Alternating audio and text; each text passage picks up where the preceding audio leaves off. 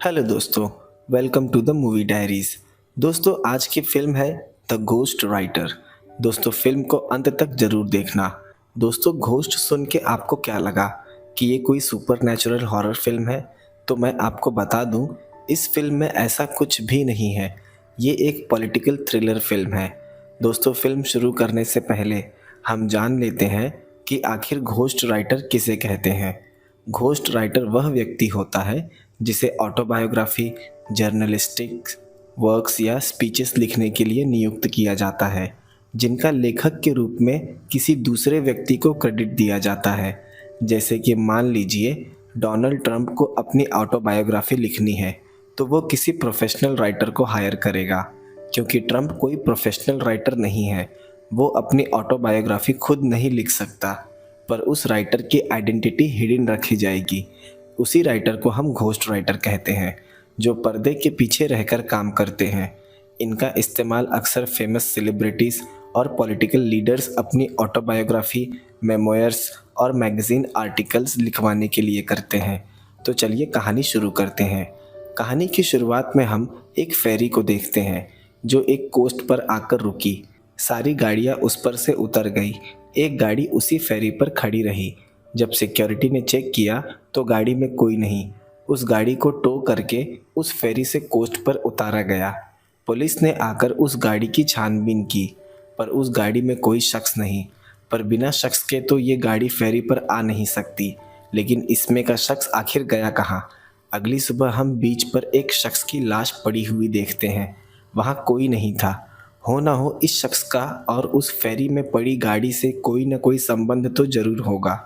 शायद किनारे पर लहरें इसे अपने साथ बहा ले आई थी। उसी दिन हम दो शख्स को लंदन के एक रेस्टोरेंट में बैठा हुआ देखते हैं, जिम और रिक।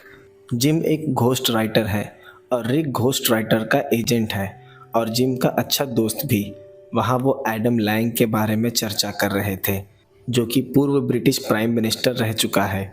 वहाँ रिक ने बताया कि एडम लैंग अपनी एक ऑटोबायोग्राफी लिखवाना चाहता है, जिसमें उसे एक घोस्ट राइटर की ज़रूरत है, क्योंकि उन्होंने जिस घोस्ट राइटर को पहले हायर किया था उसने सुसाइड कर लिया।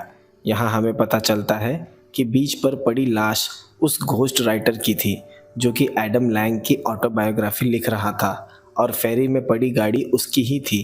पिछले घोस्ट राइटर को उन्होंने $10 मिलियन ऑफ़र किए थे, पर अब वो रहा नहीं, तो ये ऑफ़र जिम को मिल सकता है। उसकी अधूरी लिखी हुई मैन्यूस्क्रिप्ट अभी भी रायन हार्ट इनकॉर्पोरेशन के पास पड़ी हुई है, जो कि घोस्ट राइटर को सेलिब्रिटी या पॉलिटिशियंस के लिए हायर करते हैं। यहाँ हमें पता चलता है पिछले घोस्ट राइटर का नाम माइक मैकरा था, पर यहाँ जिम ने ये काम करने से इनकार कर दिया, क्योंकि पॉलिटिक्स में उसकी नॉलेज बिल्कुल ज़ीरो है। उसने आज तक एक भी पॉलिटिशियन के लिए मेमोयर नहीं लिखा। मेमोयर यानी कि जीवन चरित्र। फिर भी इस काम में अच्छे पैसे थे, तो उसने रिक के कहने पर हाँ कर दिया। दूसरे दिन वो इंटरव्यू के लिए रायन हार्ट के दफ्तर पहुंच गया, जो कि एक पब्लिशिंग कंपनी है। वहाँ वो जॉन मैडॉक्स से मिला, जो कि रायन हार्ट का सीईओ है। वहाँ सिडनी क्रोल भी था, जो एडम लैंग का लॉयर है। वहाँ जिम ने उनसे कोई भी बात नहीं छिपाई, क्योंकि आज से पहले उसने मैजिशियन और सेलिब्रिटीज़ के लिए ही मेमोयर लिखा है। उसकी आखिरी लिखी गई ऑटोबायोग्राफी बहुत ही ज़्यादा पॉपुलर हुई थी। जिम ने कह दिया कि मुझे पॉलिटिक्स के बारे में कुछ भी नहीं पता और वो इस काम की कोई गारंटी नहीं ले सकता। फिर भी उसकी बातों से इम्प्रेस होकर जॉन मैडॉक्स ने उसे ये काम सौंप दिया। लेकिन यहाँ एक समस्या थी, उन्हें बुक 1 महीने में चाहिए, क्योंकि बुक का फर्स्ट हाफ पहले से रेडी है, बस जिम को सेकेंड हाफ लिखना है। उनके पास माइक मैकरा की लिखी हुई मैन्यूस्क्रिप्ट पड़ी थी। उन्होंने वो मैन्यूस्क्रिप्ट उसे दे दी। जिम ने कहा 1 महीने में ये मुमकिन तो नहीं। फिर भी जिम ने कहा वो पूरी कोशिश करेगा। वहीं काम करने वाला एक शख्स रॉय उसे बाहर ड्रॉप करने गया, पर वो थोड़ा घबराया लगता है। उसने जिम से कहा कि क्या तुम्हें सच में लगता है कि माइक मैकरा सुसाइड कर सकता है? पर जिम ने उसकी बातों पर कुछ खास ध्यान नहीं दिया और कार में बैठ होटल की तरफ जाने लगा। कल फ्लाइट से उसे यूनाइटेड स्टेट्स के मार्थास विनयार्ड आइलैंड पर जाना है, जहां एडम लैंग का घर है, और वो वहीं रहकर अपनी किताब कंप्लीट करेगा। उसने मैन्यूस्क्रिप्ट का आखिरी पेज देखा, जिसमें 624 पन्ने लिखे जा चुके हैं। जैसे ही वो होटल के बाहर उतरा, दो लोग मोटरसाइकिल पर सवार होकर आए और उसे बहुत मारा, फिर मैन्युस्क्रिप्ट लेकर वहाँ से चले गए। उसने होटल में जाकर रिक को कॉल कर सारी घटना की जानकारी दी। उसने रिक से फिर पूछा कि कहीं कोई ऐसी बात तो नहीं है जो उससे छिपाई जा रही है। रिक ने साफ मना कर दिया कि ऐसा कुछ भी नहीं है। उसने फिर से जिम को पैसे का लालच दे दिया कि रायन हार्ट एक महीने के उसे $2,50,000 पे कर रहा है, ऊपर से एक्सपेंस अलग पे करेगा। जिम उसकी बात मान गया। जब रात वो एयरपोर्ट के एक बार में बैठा था तो टीवी पर न्यूज़ चलने लगी। ये न्यूज़ एडम लैंग के बारे में थी, जिसके लिए वो मेमोयर लिखने जा रहा है। कुछ कॉन्फिडेंशियल डॉक्यूमेंट्स लीक्ड हो गए थे, जिसमें एडम लैंग ने अपने कार्यकाल के दौरान ब्रिटिश स्पेशल फोर्सेस का इलीगल इस्तेमाल किया था, 4 सस्पेक्ट्स को पकड़ने के लिए, जो कि अलकायदा टेररिस्ट पाकिस्तान में छिपे थे। उसके बाद उसने उन चारों को इंटरोगेशन के लिए CIA को हैंडओवर कर दिया, और ये चारों ही ब्रिटिश सिटीजन्स थे जिन्हें पाकिस्तान के पेशावर से 5 साल पहले पकड़ा गया था। इन चारों को देश से बाहर एक सीक्रेट लोकेशन पर ले जाकर बुरी तरह से टॉर्चर किया गया। इस इंटरोगेशन में एक की मौत हो गई। ये ऑपरेशन पूरी तरह से सीक्रेट और अनऑफिशियल था, जिसमें अमेरिकन एजेंसी CIA भी इन्वॉल्व थी। ब्रिटिश प्राइम मिनिस्टर का CIA इन्वॉल्वमेंट, इस खबर ने पूरे देश में खलबली मचा दी थी। ये देख जिम काफ़ी डर गया। उसने फिर रिक को कॉल लगाया। जिम ने कहा, ये तुमने मुझे कहाँ फंसा दिया। इस पर रिक हंस पड़ा। उसने कहा, इतना तो राजनीति में चलता रहता है, इसमें डरने की कोई ज़रूरत नहीं, तुम बस अपने काम पर ध्यान दो। टीवी पर कुछ लीक्ड वीडियोस चल रहे थे, जिसमें CIA एक शख्स को वाटर बोर्डिंग के जरिए टॉर्चर कर रही है। थोड़ी देर बाद जिम फ्लाइट में बैठा। वो अखबार में भी वही खबर देखता है कि लैंग के ऑर्डर पर ही ये सीक्रेट किडनैपिंग की गई थी। ये देख उसका डर अब और बढ़ने लगा। फिर भी उसने थोड़ी हिम्मत दिखाई और खुद को समझा लिया कि सब ठीक होगा। प्लेन लैंड होने के बाद आइलैंड पर जाने के लिए वो एक फेरी में सवार हो गया। उस फेरी पर एक नोटिस बोर्ड लगा था, 12 जनवरी को जिस शख्स की मौत हुई, अगर कोई उस बारे में जानता है तो कृपया नीचे दिए गए पुलिस नंबर पर कॉल करें। ये माइक मैकरा की ही मौत की खबर लगी थी। सागर में उन उठती विशाल लहरों में भी उसे एक खामोशी का अनुभव होने लगा। जैसे जैसे वो मंजिल के करीब पहुंच रहा था, उसकी जिज्ञासा और बढ़ती जा रही थी। लैंग के ऑफिस से उसे एक मैसेज आया कि आइलैंड टर्मिनल पर टैक्सी उसका इंतज़ार कर रही है। वो टैक्सी में बैठ एडम लैंग के घर की तरफ जाने लगा। एडम लैंग लंदन से आकर यहाँ सबसे छिपकर USA में रह रहा था। बाहर काफ़ी सिक्योरिटी थी। घर बीच के पास बसा था और काफ़ी आलीशान भी था। वहाँ वो एडम की पर्सनल असिस्टेंट एमिलिया से मिला। उसने बताया कि एडम किसी काम से न्यूयॉर्क गया है, कल तक वापस आ जाएगा। एडम के साथ काम करते हुए उसे 10 साल हो गए। वहाँ उन्होंने उससे कुछ कॉन्फिडेंशियल एग्रीमेंट साइन करवाया कि वो मेमोयर से जुड़ी हुई किसी भी जानकारी को बाहर डिस्क्लोज नहीं करेगा। जिम अपने काम को लेकर काफ़ी ईमानदार था, इसलिए उसने ज़्यादा कुछ सोचा नहीं और एग्रीमेंट पर साइन कर दिया। उसके बाद वो उसे एक रूम में ले गई जहाँ जिम मेमोयर पर काम करेगा और शाम होते ही होटल में चला जाएगा, क्योंकि सिक्योरिटी रीजंस की वजह से वो इस घर में नहीं रुक सकता। जिम को भी बस अपने काम से मतलब था। उसे किसी की ज़िंदगी में दखलदारी नहीं करनी थी, इसलिए उसे कोई दिक्कत नहीं। यहाँ उन्होंने मैन्युस्क्रिप्ट की एक कॉपी अपने पास भी रखी थी। एडम के वापस आने तक उसने इस मैन्युस्क्रिप्ट को पढ़कर ख़त्म करने को कहा, ताकि उसे एक एडम लैंग के जीवन के बारे में एक बेसिक जानकारी मिल जाए। जिम ने कहा, मैं कोशिश करूँगा। उसने उस मैन्युस्क्रिप्ट को पढ़ना शुरू किया, जिसमें एडम के बचपन से लेकर जवानी तक की सभी घटना का जिक्र था। पढ़ते पढ़ते उसे काफ़ी देर हो गई और वो वहीं डेस्क पर सो गया। आँख खुली तो सामने मेड उसके लिए सैंडविच लेकर आई थी। अभी भी उसकी स्क्रिप्ट पढ़कर ख़त्म नहीं हुई। सामने बीच से समुंदर की उठती लहरें साफ दिखाई दे रही थी। काफ़ी खूबसूरत नज़ारा था बाहर का। आखिरकार उसने पूरी मैन्युस्क्रिप्ट पढ़कर ख़त्म कर दी। उसी वक्त दरवाजे पर रूथ आ गई। रूथ जो कि एडम लैंग की पत्नी है। रूथ के पूछने पर जिम ने बताया इस मैन्युस्क्रिप्ट में शब्द थोड़े इधर उधर हैं, इसलिए इसमें थोड़े चेंजेस करने होंगे। यहाँ रूथ बताती है कि जिम को अपॉइंट करने का सुझाव उसका ही था। उसने पहले जिम का लिखा हुआ एक मेमोयर पढ़ा था। जिम ये सुन काफ़ी इम्प्रेस हुआ कि लोग उसके काम को जानते हैं। यहाँ हमें पता चलता है रूथ और एडम की असिस्टेंट एमिलिया के बीच कुछ खास ज़्यादा बनती नहीं है। शाम एडम वापस आ गया। उसने जिम को देखते ही पूछ लिया कि तुम कौन हो। जिम ने खुद को उसका घोस्ट बताया, पर जिम को उसकी तरफ से कुछ खास रिस्पॉन्स नहीं मिला। शायद बड़ी शख्सियत है। जिम की हैसियत तो उसके सामने कुछ भी नहीं। वहाँ से ड्राइवर उसे होटल छोड़ने गया। जैसा कि पहले ही डिस्कस हुआ था कि रात उसे होटल में ही रुकना होगा। दूसरे दिन वो वापस लैंग के घर आ गया। उसे ऑटोबायोग्राफी लिखने के लिए एडम के साथ कुछ वक्त बिताना था, ताकि वो उसके पास्ट को और बेहतर समझ सके। उसने कहा कि मेरी बायोग्राफी में माइक मैकरा का भी जिक्र ज़रूर करना, जो उसका पिछला घोस्ट राइटर था। जिम ने कहा वो ज़रूर लिखेगा। वहाँ उसने अपने जवानी का किस्सा बताया, जब वो कैम्ब्रिज यूनिवर्सिटी में था और वहाँ वो पहली बार रूथ से मिला और फिर प्यार हुआ। दोपहर उसने घर से बाहर देखा तो एडम फ़ोन पर किसी को चिल्ला रहा है। उसके बाद उसने गुस्से में अपना फ़ोन पटक दिया। उसका ये रूप देख जिम को काफ़ी अजीब लगा। यहाँ हमें पता चलता है कि पॉलिटिक्स में आने से पहले एडम कैम्ब्रिज में एक्टिंग किया करता था। एडम ने बताया एक्टिंग में उसे कोई खास रुचि नहीं थी। एक्टिंग करने पर काफ़ी एप्रिसिएशन मिलता था और लड़कियाँ भी अटेंशन देती थी और उसे ये सब अच्छा लगता था और कोई बात नहीं। वो नहीं चाहता कि उसकी बायोग्राफी में एक्टिंग से जुड़ी कोई भी बात लिखी जाए, क्योंकि एक पॉलिटिशियन कभी भी एक्टर नहीं हो सकता। वो नहीं चाहता कि उसके ओपोनेंट्स इस बात को लेकर उसका मजाक बनाए। एमिलिया ने जिम को न्यूज़ दिखाया, जिसमें farmer British foreign secretary Richard रायकार्ड ने एक बयान दिया है कि एडम ने ही उन 4 टेररिस्ट सस्पेक्ट्स को टॉर्चर करने के लिए CIA को हैंडओवर किया था।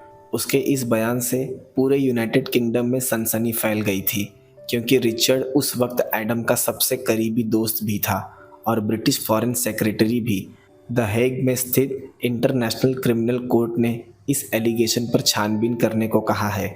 इस खबर को सुनते ही एडम काफ़ी टेंशन में गया, क्योंकि कल सुबह इंटरनेशनल क्रिमिनल कोर्ट अपना स्टेटमेंट जारी करेगी।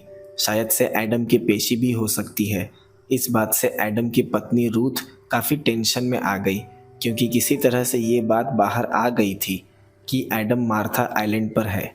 उसी दिन जिम को जॉन मैडॉक्स का फ़ोन आया।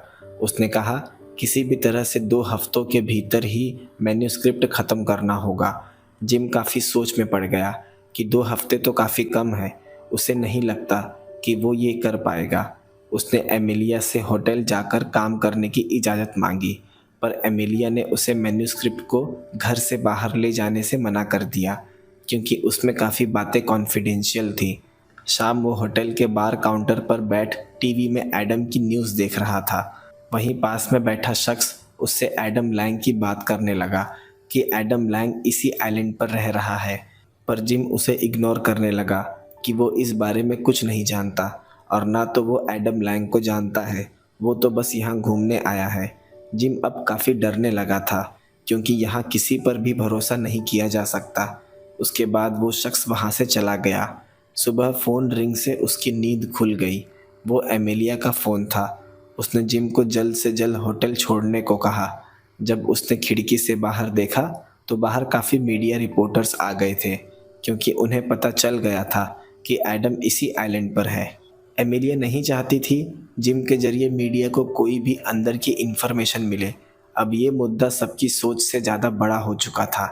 जब वो गाड़ी से घर की तरफ जाने लगा तो उसे गेट के बाहर काफ़ी प्रोटेस्टर्स दिखाई दिए, जिसमें से एक वो बूढ़ा शख्स भी था जो कल रात जिम से होटल में मिला था। उसने जिम को देख उसे हत्यारा कहा और बताया कि वो एक खूनी के साथ काम कर रहा है।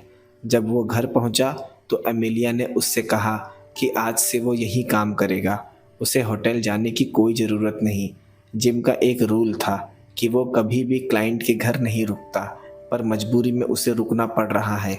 एडम ने अपने अटॉर्नी सिडनी क्रोल को अपने घर बुलाया था डिस्कस करने के लिए कि वो इन सब से बचने के लिए क्या कर सकता है। उन्होंने एडवाइस दिया कि वो यही यूनाइटेड स्टेट्स में रहे और किसी भी कंट्री में ट्रैवल ना करे। उसने सलाह दी कि कुछ दिनों के लिए वॉशिंगटन डीसी चले जाओ, जब तक कि इस मामले पर कोई सुनवाई नहीं आ जाती। इस पर रूथ ने कहा कि उसे लंदन चले जाना चाहिए, वहाँ की सरकार उसे पूरा सपोर्ट करेगी। पर एमिलिया ने ऐसा करने से मना किया क्योंकि ये एक गलत कदम हो सकता है। हम टीवी पर देखते हैं रिचर्ड राइकार्ड एडम के खिलाफ बयान दे रहा है, जिसे देखते ही एडम काफ़ी गुस्से में आ गया क्योंकि एक वक्त पहले दोनों अच्छे दोस्त थे। यही हमें पता चल जाता है कि राजनीति में कोई किसी का नहीं होता, यहाँ सब पावर का खेल है। एडम ने वॉशिंगटन डीसी जाने का फैसला किया, पर रूथ उसके साथ नहीं जा रही, वो यहीं रुकेगी। एमिलिया भी उसके साथ चली गई। शाम जिम ने टीवी पर उस बूढ़े शख्स का इंटरव्यू देखा जो एडम के घर के बाहर प्रोटेस्ट कर रहा है, जो जिम से होटल में मिला था। उसने बताया कि उसका बेटा एडम के इलीगल वॉर में मारा गया, जो कि ब्रिटिश आर्मी में था। ये बूढ़ा शख्स खुद 30 साल ब्रिटिश आर्मी में सर्व कर चुका है। वो शख्स काफ़ी गुस्से में था कि एडम एक वॉर क्रिमिनल है। जिम को कुछ समझ नहीं आ रहा, उसने अपनी पूरी ज़िंदगी में ऐसा कुछ पहली बार देखा था। जिम जब कमरे से माइक की सभी चीज़ों को फेंक रहा था तो उसे ड्रॉवर के नीचे से एक एनवलप मिला। ये एनवलप माइक मैक्रा ने छिपा कर रखा था, जिसमें कुछ फोटोग्राफ्स थे, जिसमें एडम की पुरानी कैम्ब्रिज वाली तस्वीर थी। उसके साथ और भी लोग थे जो कि अनजान है। उसमें एक पुराना न्यूज़ आर्टिकल भी था जिसमें लिखा था साल 1977 में रूथ और एडम लेबर पार्टी ज्वाइन किया था। वहीं दूसरे पेपर में एडम का लेबर पार्टी मेंबरशिप कार्ड है जिस पर साल 1975 लिखा है। इसका मतलब ये था कि एडम पहले ही लेबर पार्टी का मेंबर था। यहाँ पता चलता है कि रूथ और एडम की मुलाकात कभी कैम्ब्रिज में हुई ही नहीं। ये दोनों एक दूसरे को उससे पहले से जानते हैं। जिम के लिए ये सब काफ़ी शॉकिंग था। एक फ़ोटोग्राफ के पीछे एक कॉन्टैक्ट नंबर था। कॉल करने पर पता चला कि वो नंबर रिचर्ड राइकार्ड का है, जो कि फॉर्मर ब्रिटिश फॉरेन सेक्रेटरी है। जिम ने बिना कुछ कहे ही फ़ोन रख दिया क्योंकि उसे समझ नहीं आया कि आखिर रिचर्ड का नंबर माइक मैक्रा के पास क्यों था। ये सारी बातें पूरी तरह से उलझ गई थी। उसने वहाँ के सर्वेंट से उस आइलैंड का मैप लिया ताकि वो यहाँ घूम सके। उस सर्वेंट ने उसे एक कार दी जो कि माइक मैक्रा यूज़ करता था, पर जिम ने उसे लेने से इनकार कर दिया और साइकिल लेकर ही घूमने निकल गया। बाहर बारिश जोरों की हो रही थी। वो एक घर के बाहर आकर रुका। एक बूढ़ा शख्स बाहर आया। उस बूढ़े शख्स से उसी तरह नॉर्मल बातचीत हुई। जिम ने उससे पूछा, कुछ दिन पहले यहाँ बीच पर एक लाश बहकर आई थी, क्या उस बारे में कुछ जानते हो? उस बूढ़े ने बताया, हाँ, उस रात बीच पर उसने कुछ फ्लैशलाइट्स देखी थी, पर वो पुलिस को ये बताकर कानूनी मामलों में नहीं फंसना चाहता था। यहाँ जिम को एक बात तो पता चल गई कि माइक मैक्रा की मौत कोई दुर्घटना नहीं बल्कि उसकी हत्या की गई है। पर ऐसा कौन और क्यों करेगा? शायद से माइक को काफ़ी सारे राज पता थे जो उसके साथ ही चले गए, पर वो अपने पीछे कई कड़ियाँ छोड़ गया था। हम देखते हैं रूथ उसे ढूंढते हुए बीच पर आ गई। उसने उसे घर चलने को कहा क्योंकि यहाँ कुछ ही देर में तूफान आने वाला है। यहाँ रूथ ने भी कहा कि इससे क्या फ़र्क पड़ता है कि माइक कैसे मरा। उसने ज़्यादा शराब पी रखी थी तो डूब कर मर गया, या उसने सुसाइड कर लिया, इससे क्या फ़र्क पड़ता है।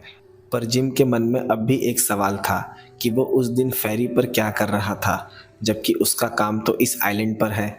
घर जाते वक्त पिछली सीट पर रूथ ने जिम के हाथ पर अपना हाथ रख दिया। शायद से वो काफ़ी अकेला महसूस कर रही है। यहाँ हम देखते हैं उस मैन्यूस्क्रिप्ट में रूथ का जिक्र काफ़ी बार था, इसलिए वो उस नाम को अंडरलाइन करने लगा। रात उसने जिम को डिनर पर बुलाया, पर यहाँ जिम ने नोटिस किया कि वो एडम को काफ़ी इग्नोर करती है, जैसा कि उसके कॉल को बार बार कट करना। उसे कभी ऐसा लगा ही नहीं कि दोनों पति पत्नी हैं। उनके बीच दूरियां बहुत थी। शायद से इसकी वजह उसकी सेक्रेटरी एमेलिया है। वहाँ जिम ने उसे सारी बात बता दी कि वो जानता है कि रूथ से एडम साल 1977 में मिला था, जबकि एडम पहले ही पार्टी मेंबर था। रूथ ये सुन शॉक्ड हो गई। जिम ने बताया कि उसे माइक के ड्रॉवर से एडम का मेंबरशिप कार्ड मिला। यहाँ काफ़ी बातें उलझी थी, सारी कड़ियाँ बिखरी थी। उसने ये भी बताया कि उस बूढ़े शख्स ने उसे बीच पर बताया था कि फेरी से कभी भी लाश बहकर किनारे पर नहीं आ सकती। जरूर माइक को बीच पर ले आकर मारा गया होगा, क्योंकि उस रात उसने बीच पर फ्लैश लाइट्स भी देखी थी। ये सारी बात उसने रूथ से बताई, पर इन सब से उसे कोई खास फर्क नहीं पड़ता। पर एक सवाल का जवाब नहीं मिल पा रहा कि आखिर उस रात माइक गाड़ी लेकर कहाँ गया था। वो थोड़ी उदास सी हो गई और तेज बारिश में बाहर चली गई। रात जब जिम सो रहा था तो वो कमरे में आई और वो रोने लगी कि एडम उसे वक्त नहीं देता। वहाँ जिम ने जब उसे संभालने की कोशिश की तो रूथ उससे लिपट गई। वहाँ दोनों के बीच संबंध बना। सुबह होते ही जिम अपने कपड़े पैक करने लगा, क्योंकि क्लाइंट के घर में न रुकने का उसका रूल सही था। वो नहीं चाहता कि वो किसी तरह के स्कैंडल में फंसे। उसका यहाँ से जाना रूथ को अच्छा नहीं लगा। वो गुस्से में वहाँ से चली गई। जाते वक्त जिम ने माइक की कार ले ली ताकि वो ड्राइव करके होटल जा सके। उस कार में माइक की लास्ट सैटेलाइट नेविगेशन सेट थी। जिम उस नेविगेशन को फॉलो करने लगा। वो अपनी कार लेकर कोस्ट पर आ गया और फेरी में सवार हो गया और मैप को फॉलो करते हुए मेन लाइन में एक घर के बाहर आकर रुका। ये घर प्रोफेसर पॉल एमेट का था। उसे याद आया कि उसने ये नाम कहीं देखा या सुना जरूर है। उसने जब माइक का एनवलप खोला तो उसमें एक तस्वीर के पीछे पॉल एमेट का नाम लिखा था। ये तस्वीर कैम्ब्रिज यूनिवर्सिटी की थी। उस तस्वीर में पॉल और एडम साथ थे और एडम के मैन्युस्क्रिप्ट में भी पॉल का जिक्र था। उसने सिक्योरिटी बेल रिंग किया। पहले तो पॉल ने कहा, मैं किसी एडम लैंग को नहीं जानता। पर जब जिम ने कहा, तुम्हारी तस्वीर एडम के साथ है, तो उसने जिम को अंदर बुलाया। जब जिम ने उससे पूछा कि आप एडम लैंग को कितना जानते हैं, तो पॉल ने कहा, मैं बहुत कम ही बार एडम से मिला हूँ, तो कुछ खास जान पहचान नहीं। पर सवाल उठा कि तो फिर उसने अपने मेमोयर में पॉल का जिक्र क्यों किया है। वहाँ उसने ये भी पूछा कि क्या तुम माइक मैकरा को जानते हो, पर पॉल ने साफ इनकार कर दिया कि वो किसी ऐसे शख्स को नहीं जानता। जबकि जिम को पता है कि माइक जिस दिन मरा था उस दिन ही वो पॉल से मिलने आया था और उस दिन यहाँ से जाते वक्त उसकी मौत हो गई। जरूर पॉल उससे कुछ छिपा रहा था। पॉल ने कहा कि वो उस दिन घर पर ही नहीं था। वो न्यूयॉर्क एक मीटिंग अटेंड करने गया था। जब जिम बाहर आकर गाड़ी में बैठा तो देखा कि दो शख्स कार से उसका पीछा कर रहे हैं। वो काफ़ी डर गया। वो तुरंत फेरी के पास पहुंचा। उस शाम की आखिरी फेरी निकलने वाली थी। वो अपनी कार फेरी के भीतर ले गया। उसने देखा वो अनजान कार भी फेरी में आ गई और दोनों शख्स उतरकर उसे फेरी में ढूंढने लगे। जिम फेरी छूटने से पहले ही उसमें से निकल भागा और फेरी छूट गई। साथ ही उन दोनों से भी उसका पीछा छूट गया। शायद यही लोग थे जिसने माइक मैकरा को मारा था। वो काफ़ी डर गया क्योंकि आज वो भी मारा जाता। पर ये कौन थे और उसे क्यों मारना चाहते हैं। उसने अपने दोस्त रिक को फ़ोन लगाया, ये बताने के लिए कि अब वो ये काम और नहीं कर सकता, क्योंकि आज उसकी जान जाते जाते बची। पर उसका नंबर बंद था। इन सभी चीज़ों में कुछ तो ऐसा था जो उसे दिखाई नहीं दे रहा। पर अब वो इस बारे में कुछ भी नहीं पता लगाना चाहता। उसने वहाँ एक होटल में चेक इन किया, क्योंकि इस मेन लाइन से निकलने के लिए कल सुबह की फ़्लाइट है। रात उसने काफ़ी शराब पी। अब वो यहाँ किसी पर भी भरोसा नहीं कर सकता। उसने रिचर्ड रायकार्ड को फ़ोन लगाया, जिसका नंबर माइक ने उस तस्वीर के पीछे लिखा था, क्योंकि अब वो उसी पर भरोसा कर सकता है। उसने रिचर्ड को अपना इंट्रोडक्शन दिया। उसने जिम को होटल में ही रुकने कहा। वो खुद आकर उसे मिलेगा। जिम ने पॉल एमेट का नाम नेट पर सर्च किया।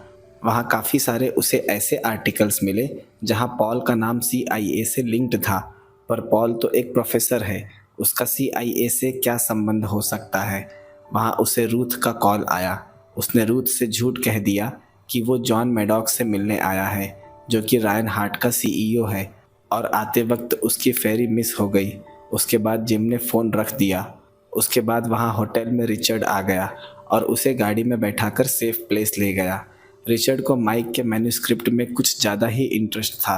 यहाँ हमें पता चला कि माइक मैकरा ने ही रिचर्ड को एडम के कॉन्फिडेंशियल डॉक्यूमेंट्स दिए थे, जिसके बाद ये सब शुरू हुआ। माइक पूरी तरह से रिचर्ड का वफादार था, क्योंकि माइक को जब पता चला कि वो एक वॉर क्रिमिनल की ऑटोबायोग्राफी लिख रहा है, तो उसने एडम लैंग को एक्सपोज करने की सोची और फिर उसने रिचर्ड से कांटेक्ट किया और मरने से एक दिन पहले उसने रिचर्ड से बताया कि उसके पास बहुत ही इम्पोर्टेंट जानकारी है, पर उसी दिन उसकी हत्या कर दी गई।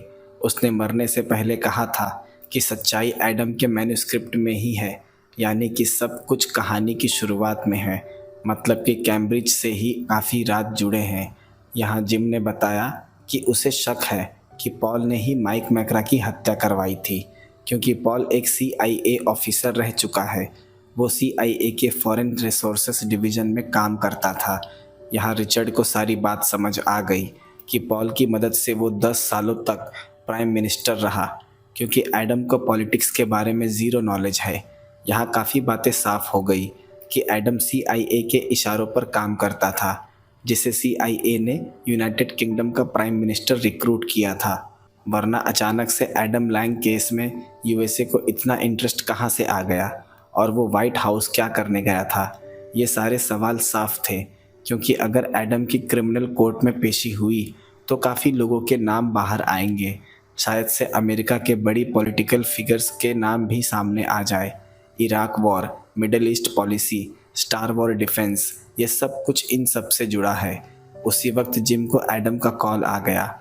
उसे रूथ ने बताया था कि जिम मेनलैंड में फंस गया है, तो वो अपनी प्राइवेट जेट से पिक करता हुआ जाएगा। पहले तो जिम ने जाने से इनकार कर दिया, पर रिचर्ड ने कहा अगर वो एडम के साथ नहीं गया तो उसे शक हो जाएगा। जिम काफ़ी डर रहा था, फिर भी वो रिचर्ड की बात मानकर वो चला गया। आज वो पहली बार किसी प्राइवेट जेट में बैठा था, क्योंकि कभी उसने इतने नामचीन शख्स का मेमोयर लिखा ही नहीं। यहाँ एडम को पता चल गया कि वो जॉन मैडॉक्स से मिलने तो नहीं गया था, क्योंकि अभी वो जॉन मैडॉक्स से खुद मिलकर आ रहा है। यहाँ जिम ने बता दिया कि वो सच जानता है कि वो एक CIA एजेंट है जिसे पॉल ने रिक्रूट किया था। ये सुन पहले एडम जोर से हंसा। उसने इस बात से साफ मना कर दिया, क्योंकि वो उससे 2 से 3 बार ही अपनी ज़िंदगी में मिला होगा। उसके पॉल के साथ कुछ खास रिलेशन नहीं है। एडम की बातों से पता चलता है कि वो सच कह रहा है, क्योंकि एडम किसी CIA एजेंट को नहीं जानता। जब एडम को पता चला कि माइक ने उसे रिचर्ड के साथ मिलकर धोखा दिया है, तो उसे काफ़ी तकलीफ़ हुई, क्योंकि उसने माइक मैकरा पर सबसे ज़्यादा भरोसा किया था। वहाँ एयरपोर्ट पर प्लेन लैंड हुई। एडम जैसे ही प्लेन से उतरा, एक शख्स ने उस पर गोली चला दी। ये वही बूढ़ा शख्स था जिसने ब्रिटिश आर्मी में 30 साल तक काम किया है। उसके बाद एडम के बॉडीगार्ड ने उसे वहीं शूट कर दिया और वो वहीं मारा गया। एडम की भी वहीं मौत हो गई। दूसरे दिन हम देखते हैं जिम FBI के दफ्तर में बैठा है। ऑफिसर उससे पूछताछ कर रहा था कि वो इस हत्या में कुछ भी सस्पिशियस जानता है तो उन्हें बता दे, पर जिम ने मना कर दिया। उन्होंने उसका पासपोर्ट जब्त कर लिया ताकि कुछ दिनों तक वो देश से बाहर न जा सके। हम देखते हैं जिम अपने होटल में बैठा है और टीवी पर दिखाया जा रहा है कि एडम लैंग को पूरे सम्मान के साथ अंतिम विदाई दी जा रही है। उस दृश्य को देख उसे एक नफरत सी होने लगी कि ये वही लोग हैं जो कुछ वक्त पहले उस शख्स को मिटा देना चाहते थे, और आज सम्मान पूर्वक उसे श्रद्धांजलि दी जा रही है। उसी वक्त रिक होटल में आ गया। वो जिम का पासपोर्ट भी ले आया था, क्योंकि FBI को अब उसकी कोई ज़रूरत नहीं। रिक ने कहा तुम इस बुक को पूरा कर दो, पर जिम को नहीं लगता कि वो इस बुक को पूरा कर पाएगा। उसे बस अब अपने घर जाकर आराम करना है। रिक ने उसे समझाया कि तुम ये कर सकते हो, लंदन जाओ और वहाँ रहकर इस बुक को फिनिश करो। तुम अपने लिए नहीं तो मेरे लिए ये फिनिश कर दो। जिम उसकी बात मान गया। उसके बाद अगले दृश्य में हम देखते हैं महीना बीत गया है। जिम ने बुक कंप्लीट कर दी है और रायन हार्ट इनकॉर्पोरेशन ने बुक लॉन्च पर एक छोटी सी पार्टी रखी थी। वहाँ एडम की असिस्टेंट एमिलिया भी आई थी। वहाँ वो जिम को देखते ही रो पड़ी। उसने एडम के साथ 10 साल बिताए थे, इसलिए वो उसे भूल नहीं पा रही। वहाँ जिम ने उसे ओरिजिनल मैन्युस्क्रिप्ट की कॉपी गिफ्ट की, जिसे देख एमिलिया भावुक हो गई। तभी जिम की नज़र पॉल एमेट पर पड़ी।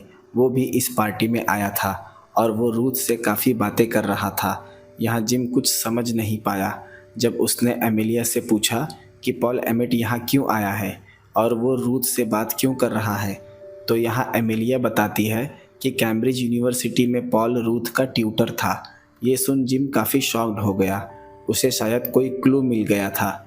उसने एमिलिया से मैन्युस्क्रिप्ट ली और एक कमरे में चला गया और वो पहले पन्ने को ध्यान से देखने लगा। जैसा कि माइक मैकरा ने मरने से पहले रिचर्ड को बताया था कि सारे जवाब शुरुआत में हैं। जिम पहले पन्ने के हर पैराग्राफ के पहले वर्ड को मार्क करने लगा। फिर जो उसके सामने आया उसे देख उसके होश उड़ गए। उसमें लिखा था, Lang's wife Ruth was recruited as a CIA agent by professor Paul Emmet of Harvard University. यानी कि पॉल एमेट ने रूथ को CIA एजेंट रिक्रूट किया था और कैम्ब्रिज में वो रूथ का ट्यूटर था। शायद से ये बात लैंग को भी नहीं पता थी। उसने एक नोट में इस लाइन को लिखा और रूथ की तरफ पास ऑन कर दिया, जो वहीं खड़ी एडम की याद में स्पीच दे रही थी। जैसे ही उसे नोट मिला, उसे पढ़ उसकी जैसे सांसें रुक गई। उसने जब भीड़ में देखा तो जिम उसकी तरफ शैंपेन ग्लास रेस कर रहा है, यानी कि अब वो रूथ का राज जानता है। रूथ उससे मिलने उसकी तरफ भागी, पर तब तक जिम वहाँ से सड़क पर निकल गया। यहाँ रूथ को घबराया देख पॉल ने उसे रोक लिया। रूथ ने उसे सारी बात बताई। यहाँ सड़क से गुजरते वक्त तेज रफ्तार में एक कार आई और जिम को टक्कर मारकर चली गई। उसकी मौत इतनी भयानक थी कि सड़क पर चल रहे सभी लोगों की धड़कनें तेज हो गई और उसके हाथ में जो मैन्युस्क्रिप्ट था वही हवा के साथ उड़कर उन शहर की गलियारों में बिखर गया। कहानी इसी दुखद दृश्य के साथ ख़त्म हो गई। दोस्तों, इस फिल्म का अंत हमारे लिए कई सवाल छोड़ जाता है।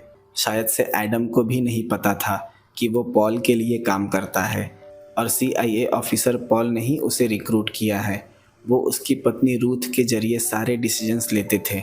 शायद एडम का बॉडीगार्ड भी रूथ के लिए ही काम करता था और शायद से एडम की डेथ भी CIA द्वारा प्लान की गई थी, क्योंकि इतनी सिक्योरिटी में उसका गोली चला पाना नामुमकिन था। दोस्तों, हम CIA के बारे में कुछ बातें जान लेते हैं। दोस्तों, CIA सेंट्रल इंटेलिजेंस एजेंसी, जो कि अमेरिकन गवर्नमेंट एजेंसी है, ये क्या करती है किसी को नहीं पता, पर जहाँ तक मैं जानता हूँ तो CIA अमेरिका सहित दुनिया भर की सरकारें चलाती हैं। पर CIA को कौन ऑपरेट करता है किसी को नहीं पता। CIA खुद को यूनाइटेड स्टेट्स का फर्स्ट लाइन ऑफ डिफेंस बताता है। उनका काम है इंटेलिजेंस को एनालाइज करके इंफॉर्मेशन कलेक्ट करना, जिसकी मदद से नेशनल सिक्योरिटी में आने वाले थ्रेट्स को रोका करते हैं। ये तो हो गई CIA की बात। जैसा कि वो बताते हैं, इसका निर्माण 18 सितंबर 1947 में वर्ल्ड वॉर 2 के बाद किया गया था। इसका फाउंडर था हैरी एस ट्रूमैन, जो कि 1945 से 1953 के कार्यकाल में यूनाइटेड स्टेट्स का प्रेसिडेंट रह चुका है। यहाँ मैं ये भी बात क्लियर कर दूँ कि ट्रूमैन के ही आदेश पर फैटमैन और लिटिल बॉय दोनों परमाणु बॉम्ब जापान के 2 शहरों पर गिराए गए थे। ऐसा माना जाता है कि दुनिया में जितने भी बड़े इवेंट्स होते हैं उसमें CIA इनडायरेक्टली इन्वॉल्व होती है, जैसे कि वॉर्स या किसी पॉलिटिकल लीडर की हत्या। अभी मैं जिन संस्थानों के नाम बताने जा रहा हूँ उसे ध्यान से सुनना। वर्ल्ड बैंक, जुलाई 7, 1944। IMF, इंटरनेशनल मॉनिटरी फंड, जुलाई 1944। CIA, 18 सितंबर 1947। नासा, 29 जुलाई 1958। नेशनल सिक्योरिटी एजेंसी, 4 नवंबर 1952। पेंटागन डिपार्टमेंट ऑफ डिफेंस, 15 जनवरी 1943। वर्ल्ड हेल्थ ऑर्गेनाइजेशन, 7 अप्रैल 1948। यूनेस्को, 16 नवंबर 1945। यूनिसेफ, 11 दिसंबर 1946। यूनाइटेड नेशंस, 24 अक्टूबर 1945। नाटो, 4 अप्रैल 1949। फूड एंड एग्रीकल्चर ऑर्गेनाइजेशन, 16 नवंबर 1945। International bank for reconstruction and development, 1944। ये जितने भी नाम मैंने आपको बताएं, ये सारे बड़े संस्थान 1945 वर्ल्ड वॉर 2 के बाद ही क्यों शुरू हुए और ये सभी अमेरिका में ही क्यों है, इसके पीछे भी एक बहुत बड़ा रीज़न है। वर्ल्ड वॉर 2 में इन्होंने देशों को लड़वा कर बर्बाद कर दिया। उसके बाद देशों को खुद को रीबिल्ड करने के लिए पैसों की ज़रूरत थी, तो अमेरिका ने कहा मैं तुमको लोन दूंगा। इसके लिए उसने 2 बड़े संस्थान बनाए, वर्ल्ड बैंक और IMF। आज जिस भी देश ने वर्ल्ड बैंक और आईएमएफ से लोन लिया है वो सभी गुलाम देश हैं। ये थी इनकी देशों को गुलाम बनाने वाली ट्रिक। कुछ देश तो इनके षड्यंत्र को समझ गए और इनके चंगुल से निकल गए। बाकी देश आज भी इनकी गुलामी से नहीं निकल पाए। घोस्टिंग का इस्तेमाल पॉपुलर म्यूज़िक में भी किया जाता है, जैसे कि पॉप म्यूज़िक के फेमस पॉप सिंगर्स अपना लिरिक्स लिखवाने के लिए करते हैं, जिसका क्रेडिट सिंगर्स को मिलता है। हॉलीवुड के काफ़ी फेमस रैप आर्टिस्ट भी लिरिक्स लिखवाने के लिए घोस्टिंग का इस्तेमाल करते हैं, जैसे कि टायलर स्विफ्ट से लेकर बियॉन्से और रिहाना तक। उनके मोस्ट ऑफ सॉन्ग्स घोस्टिंग होते हैं। निकी मिनाज जैसे फेमस रैपर्स ने घोस्ट राइटर्स का उपयोग करने पर कार्डी बी जैसे कलाकारों को क्रिटिसाइज्ड किया है। हिप हॉप म्यूज़िक में आर्टिस्ट द्वारा घोस्ट राइटर्स के बढ़ते उपयोग ने काफ़ी कंट्रोवर्सी क्रिएट कर दी है। दोस्तों मिलते हैं अगले वीडियो में एक नए एक्सप्लेनेशन के साथ।